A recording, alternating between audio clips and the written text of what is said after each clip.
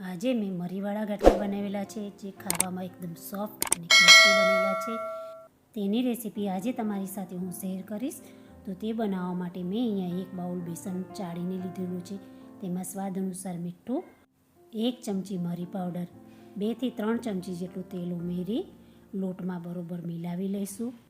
તેમાં જરૂર મુજબ પાણી ઉમેરી અને કઠણ લોટ બાંધી લઈશું. લોટ અહીંયા કઠણ બાંધવો અને પછી તેને સરસ રીતે મસળી લઈશું. જરૂર લાગે તો થોડું પાણી લઈને મસળવો. લોટ મસળી તૈયાર કરી તેલથી કેળવી લઈશું. ગાંઠિયાની જાળી લઈ તેને ગ્રીસ કરી લઈશું અને સંચામાં મૂકી તેમાં તૈયાર કરેલો લોટ ભરી લઈશું. તેલ ગરમ કરવા મૂકી તેમાં તૈયાર લોટમાંથી ગાંઠિયા પાડી લઈશું.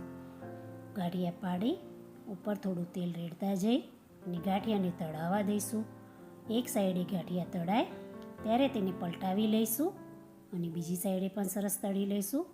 ગાંઠિયા તળાઈ અને ક્રિસ્પી થાય ત્યારે તેને તેલમાંથી બહાર કાઢી લઈશું. આ રીતે બધા ગાંઠિયા બનાવી લઈશું.